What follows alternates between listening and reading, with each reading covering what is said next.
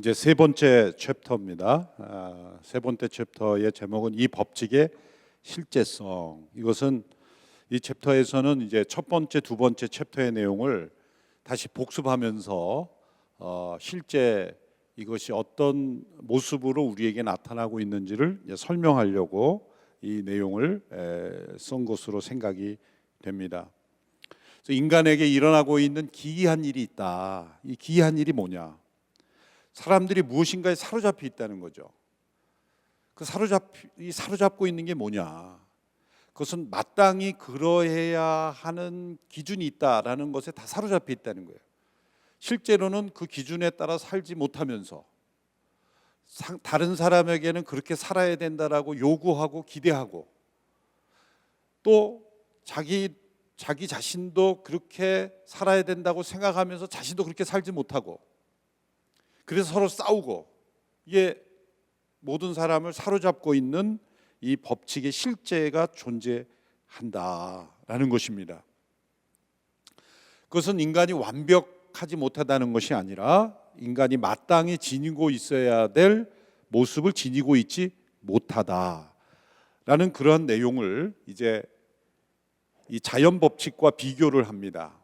그래서 인간 본성의 법칙과 여기에서 이제 자연 법칙이라고 할 때 이것은 1장, 2장에서 말한 자연법과는 다른 것입니다.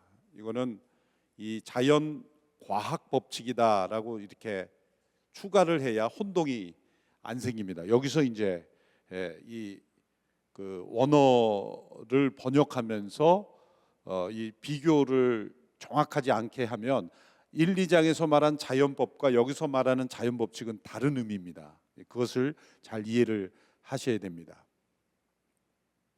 그래서 여기서 이제 돌과 나무를 예를 들면서 이 차이를 설명을 하는데요. 예를 들어서 이 나무가 한 그루 있는데 그 나무가 나에게 충분한 그늘을 제공해 주지 못했다고 해서 그 나무를 보고 이 나쁜 나무 이렇게 말할 수 없다는 거죠. 그 나무는 원래 그런 모습이고 그 자리에 있을 뿐이고 자기가 거기 있고 싶어서 있는 것도 아니고 다른 데 가고 싶어 하는 나무도 아니고 그냥 자연 속의 한 일원으로 거기 있을 뿐인 거예요. 그런데 누군가 인간이 너는 나에게 충분한 그늘을 제공해 주지 못하기 때문에 충분한 열매를 제공해 주지 못하기에 너는 나쁜 나무야. 너는 마땅히 나에게 충분한 그늘을 제공해 줘야 되는데 그렇지 못하기 때문에 너는 틀렸어라고 말할 수 없다는 거죠. 돌도 마찬가지죠. 어떤 돌이 있는데 그 돌이 거기에 있고 싶어서 있는 것도 아니고 내가 여기 있지 말아야 되겠다는 하는 의식도 없을 뿐만 아니라 그냥 그곳에 있을 뿐이죠. 그 돌이 그 자리에 있어서 인간이 불편할 수 있고 그 돌 때문에 예를 들어서 아파트 공사를 하면서 돌이 나왔다. 그 돌 너는 나쁜 돌이야 이렇게 말할 수 없죠. 그 말해봐야 소용도 없는 거고 그는 바보 같은 어리석은 일인 것처럼 돌과 나무 같은 가장 기본적인 그런 자연의 구성 요소를 향해서 옳고 그름을 얘기할 수 없다는 거예요. 마땅히 그런 모습이어야 된다라고 주장할 수 없다. 왜? 이 자연 법칙은 있는 그대로 존재하는 것을 표현할 뿐이다. 마땅히 그러해야 한다라는 것을 말하는 것이 아니다. 그러나 이 인간 본성의 법칙은 마땅히 해야 할 일,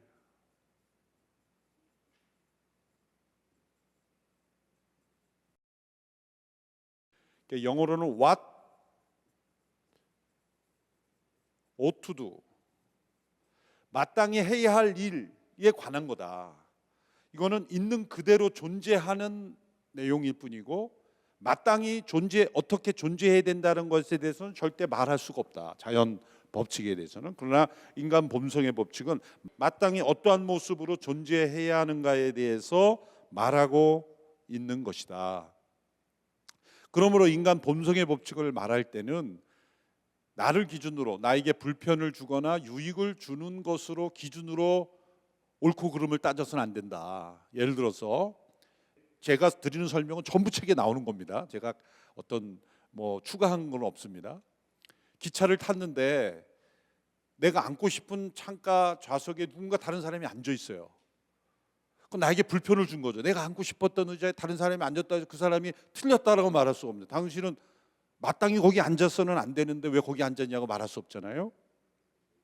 또 나에게 유익을 주었다 그래서 그게 옳은 거라고 얘기할 수 없어요. 예를 들어서 전쟁이 일어나고 있는데 누군가 다른 나라를 배신하고 우리에게 유익을 줬어요. 정보를 가져뒀었어요. 그러면 우리에게 유익을 줬지만 속으로는 넌 배신자구나. 그러니까 그렇게 한번 배신한 사람을 또 믿겠습니까? 그러니까 너는 마땅히 해야 할 일을 했다고 말할 수는 없다는 거죠. 왜? 우리에게 유익은 줬지만 자기 나라를 배신한 사람이기 때문에, 자기 살고자 혹은 자기의 유익을 얻고자 그 고국을 배반했다라고 할 때는 우리나라에겐 유익을 줬지만 사실은 마땅히 그러해야 할 일을 한 것은 아니죠. 그러니까 나에게 유익을 줬다 그래서 그것이 옳다고 볼 수 없고, 나에게 불편을 줬다 그래서 그것이 그르다고 말할 수 없다. 그러므로 나에게 불편을 주느냐 유익을 주느냐의 문제도 아니다, 이 문제는.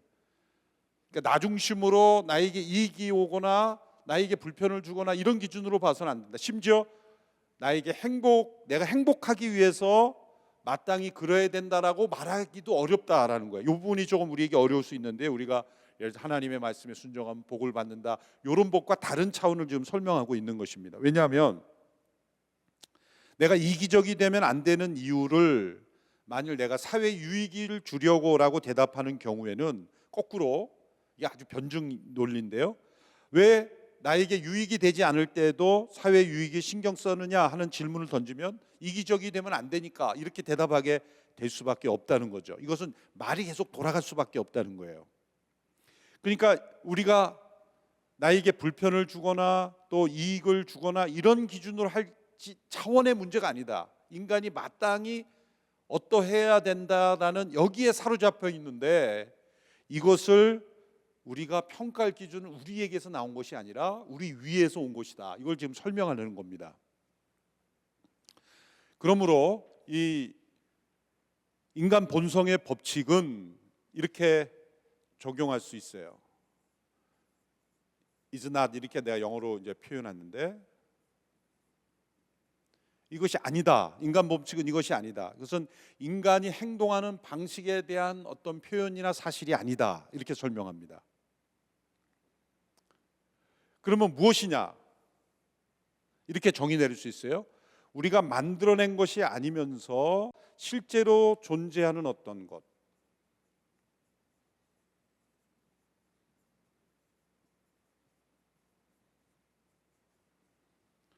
우리가 만들어낸 것이 아니면서 실제로 존재하는 어떤 것. 그러니까 인간의 행위라는 이 어떤 사실, 행위 너머에 존재하는 무엇. 우리가 만들지 않았음에도 불구하고 우리가 마땅히 따라야 한다고 생각하게 되는 것. 그래서 우리를 압박하고 있는 것, 사로잡혀 있는 것, 실제하는 것이라는 거죠. 인간들이 어떤 그냥 행동하는 그 자연 법칙에 근거한 서술이 아니다. 자연 법칙의 차원이 아니다. 자연 법칙은 있는 그대로 일어나고 있는 그 현상을 그대로 표현하는 것인데, 그것이 아니다. 우리가 만들지 않았지만 실제로 존재하고 우리를 압박하는, 우리 위에서 우리를 압박하고 있는 어떤 것이다 라는 것을 이제 인간 본성의 법칙을 설명하고 있는 것입니다. 그러므로 이 법칙 배후에 이제 네 번째 챕터에서 이 법칙의 배후에 있는 것이 있다.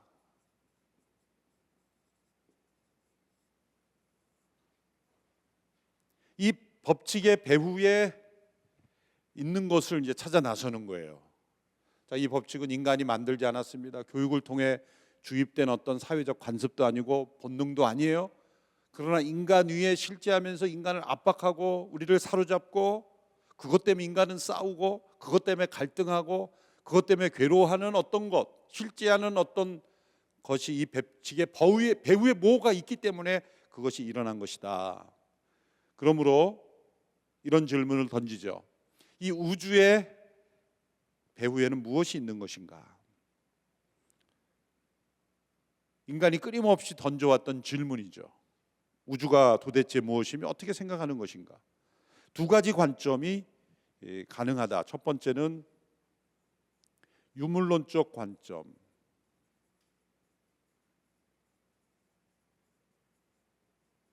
두 번째는 종교적 관점,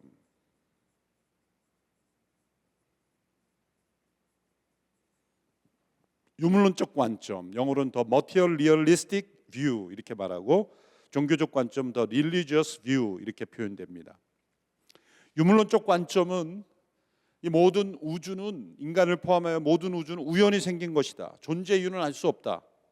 어떤 물질이 어떻게 움직이다가 그냥 우연과 요행으로 생겨난 것이다. 그래서 이 진화로 발전되어 가는 것이다.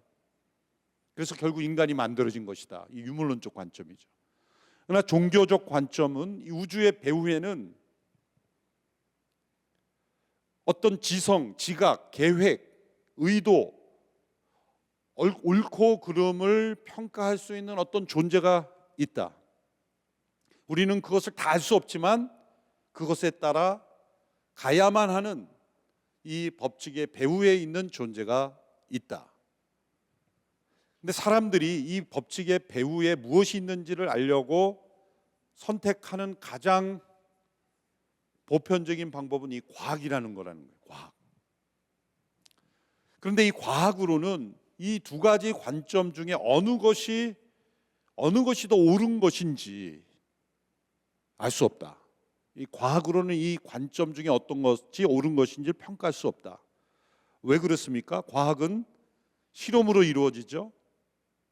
그것은, 이 실험이라는 것은 사물이 어떻게 움직이는지를 관찰함으로써 이루어지는데, 있는 그대로 일어나고 있는 현상을 설명할 수는 있어도 왜 그 사물이 존재하는지, 또 마땅히 어떻게 존재해야 되는지는 과학은 알 수 없다.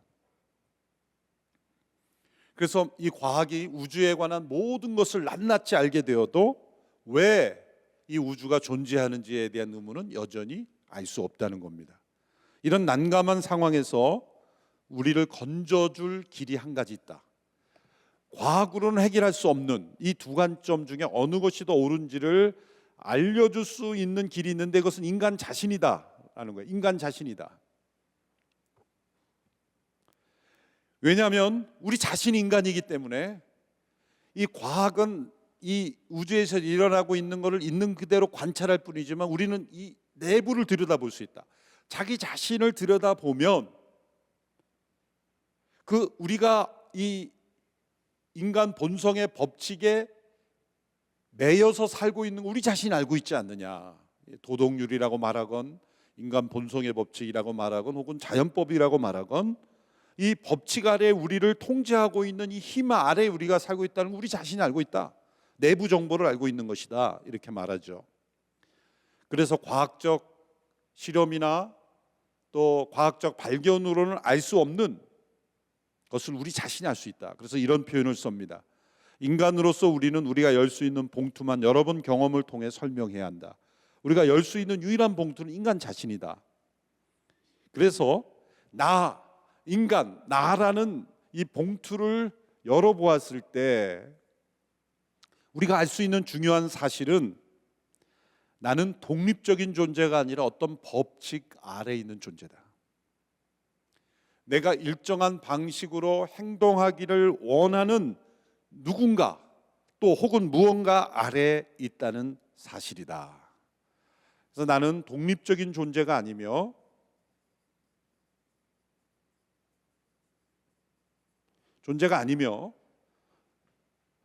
내가 일정한 방식으로 움직여지기 원하는 이 법칙을 따라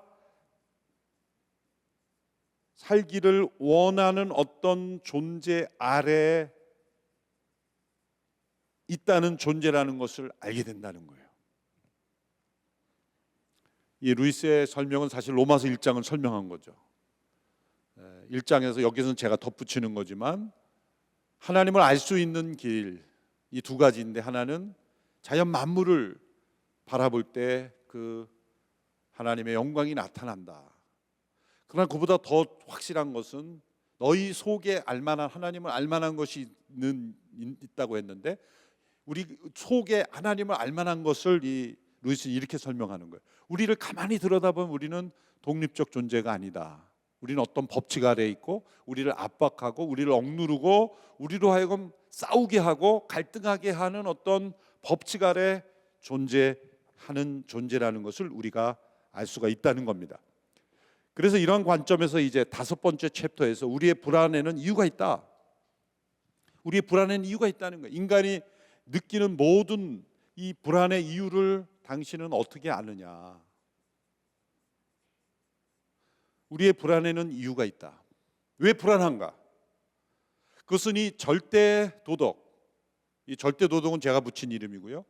이 루이스가 말하는 건 도덕률 혹은 인간 본성의 법칙 혹은 자연법 아래 지배를 받고 있기 때문에 그대로 살아가지 못했대. 마땅히 그러해야 하는 모습을 따라 살고 있지 않기 때문에 우리가 불안한 것이다.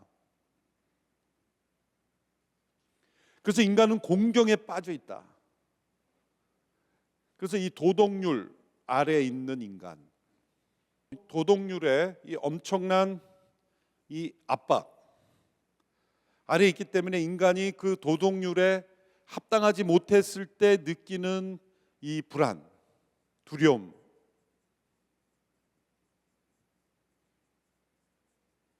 이 존재한다는 것이죠. 인간의 불안에는 이유가 있다. 그래서 우리가 도덕률, 인간 본성의 법칙, 마땅히 그러해야 하는 그 모습에 이르지 못했기 때문이다. 이것이 인간의 불안, 인간의 그것이 외로움이건 두려움이건 공포건 어떠한 것이든지 간에 이 불안이라고 설명했는데요. 그렇다면 이 도덕률을 배후에 있는 존재는 어떤 존재여야 되는가? 절대선에 존재해야 된다. 절대선에 존재해야 된다. 그런데 이 도덕률은 냉혹하다 이렇게 했어요.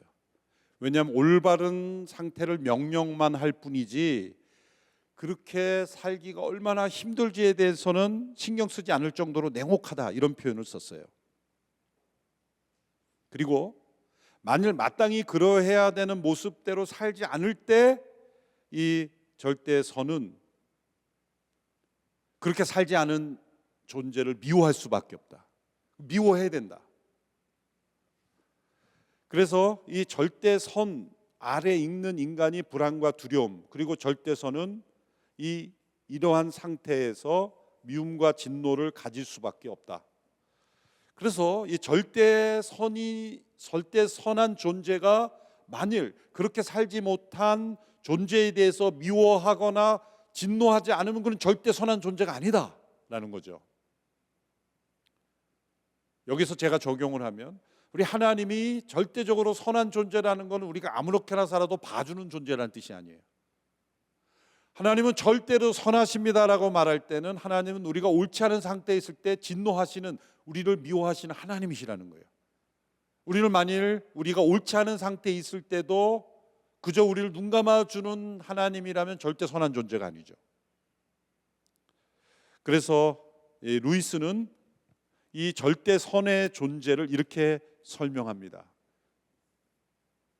우리의 위안이 되거나 혹은 우리에게 공포의 대상이 되는 것이다. 하나님은 우리의 유일한 위안이자 도시의 최고의 공포이다. 이렇게 설명하는 거예요. 왜요? 우리에게 가장 필요한 존재이면서 동시에 우리가 가장 피하고 싶은 존재라는 거예요. 그래서 절대선과 마주치면 재미있을 것이라고 생각하는 것은 기만이다.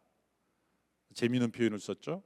절대선과 마주치면 우리는 재미있는 것이 아니라 우리는 두려워 떨게 될 것이다.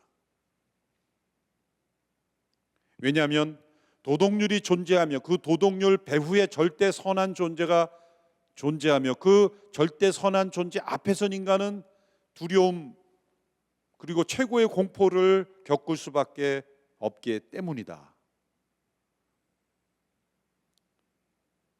그럼 우리는 어떻게 해야 되는가? 이걸 깨달아야 된다는 거죠. 우리 자신 안에 있는 이 불안의 이유를 살펴보면 우리는 이 도덕률 아래 지배를 받고 있고 그 도덕률 배후에는 절대적으로 선한 존재가 있기 때문이며 그 절대 선한 존재 앞에 섰을 때 그분은 우리의 최고의 위안이 될 수 있지만 동시에 최고의 공포가 될 수 있기 때문에 우리가 지금 이 절대 선한 존재와 어떻게 관계를 맺어야 될 것인가로 우리는 나가야 된다는 거예요. 이것이 서론인 거예요.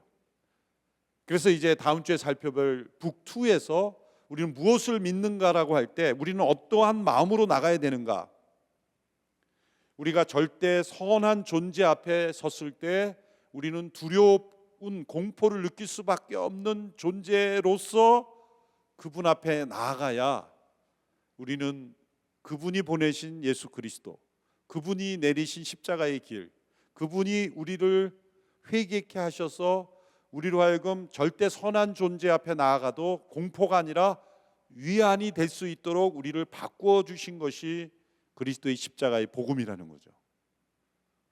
그래서 우리가 이런 상태를 깨닫는 것은 곧 의사 앞에 나갔을 때 내가 병들었다는 것을 깨닫고 나아가는 환자와 같다는 거예요. 병원에 의사 앞에 갔을 때 자신이 병들었다고 생각하지 않은 사람은 절대로 의사 앞에 나가지 않는 것처럼 우리가 이렇게 가망이 없는 상태, 절대 우리는 도덕률에 사로잡혀 있고 그 도덕률 배후에 있는 이 절대 선한 존재 앞에서 우리는 가망이 없고 스스로 이 문제를 해결할 수 없는 상태라는 것을 인정하지 않는다면 우리에게는 가망이 없다는 거죠.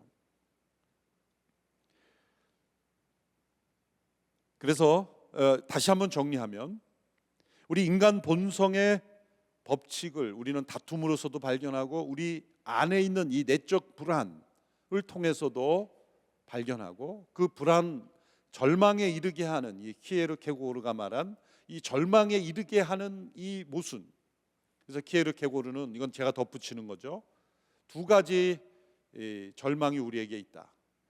자신이기를 원치 않는 절망, 이거는 내가 이런 모습이 아니어야 되는데 다른 모습이 돼야 되는데 그런 모습이 되지 않기 때문에 나에게 절망이 오는 거예요. 그럼 뭐야? 그 기준이 있는 거죠. 루이스가 말하면 어떤 기준이 있기 때문에 내가 다른 모습이 되어야 하는데 그렇게 되지 못함으로 해서 내 자신이기를 원치 않는 절망. 또 다른 면에서 키에르케고르는 내 자신이기를 원하는 절망. 그거는 뭡니까? 나를 간섭하지 마라. 나는 그냥 혼자 있고 싶다. 끊임없이 도덕률로 나를 지배하는, 나는 뭐 도덕적인 인간 필요 없다. 내가 살고 싶은 대로 살겠다. 이거는 적극적으로 이 도덕률을 거부함으로써 우리에게 찾아오는 절망이죠. 키에르케고르는 이렇게 설명합니다. 내 자신이기를 원치 않는 절망, 내 자신이기를 원하는 절망. 어느 쪽이든지 다 루이스가 말한 이 불안의 이유, 그것은 내 안에 내가 마땅히 그러해야 하는 모습으로 도달하지 못하기 때문에 생겨나는 그런 불안이다. 이러한 인간의 실존, 인간의 현주소를 깨달아야만 우리에게 소망이 있다. 이것을 사도 바울은 로마서 1장에서 하나님의 진노 아래 있는 인간. 왜 하나님이 진노하십니까? 그것은 하나님이 절대적으로 선하시기 때문에 진노하시는 겁니다. 하나님이 진노하지 않으면 하나님은 선한 분이 아니에요.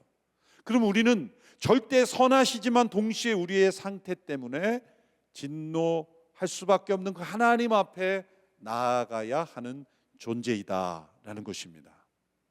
그것이 북1에서 루이스가 설명하고자 했던 것입니다. 이제 다음 시간 이제 우리는 무엇을 믿는가라는 내용에서 여러분 다시 뵙게 되기를 바랍니다. 오늘 함께 나눈 내용을 다시 한번 살펴보시고 또 다음 내용을 함께 읽어오시면 더 쉽게 이해가 되리라고 생각합니다. 감사합니다.